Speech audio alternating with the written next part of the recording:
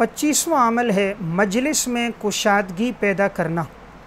कुरान करीम में अल्लाह रब्बुल इज़्ज़त इरशाद फरमाते हैं, या अय्युहल्लज़ीना आमनू इज़ा क़ील लकुम तफ़स्सहू फ़िल मजालिस फ़फ़्सहू यफ़्सहिल्लाहु लकुम। ए ईमान वालो, जो तुमसे कहा जाए अपनी मजलिसों में कुशादगी पैदा करो, तो बस तुम कुशादगी पैदा करो, अल्लाह तुम पर कुशादगी लाएगा।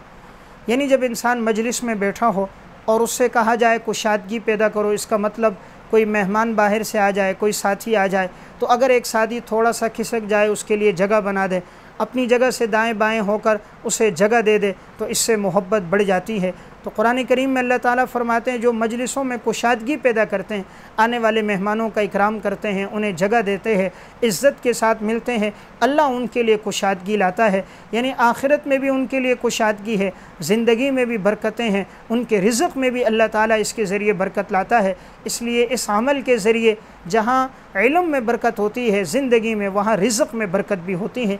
इसलिए मजलिस में कुशादगी पैदा की जाए। 3 चीज़ें ऐसी हैं जिसके ज़रिए दूसरों के दिलों में इंसान की मोहब्बत पैदा होती है। नंबर 1, मुखातब को अच्छे नाम से पुकारना। नंबर 2, सलाम में पहल करना। नंबर 3, मजलिस में आए तो उसके लिए जगह बनाना। ये 3 काम जब होते हैं तो इससे दूसरे आने वाले के दिल में मोहब्बत पैदा हो जाती है।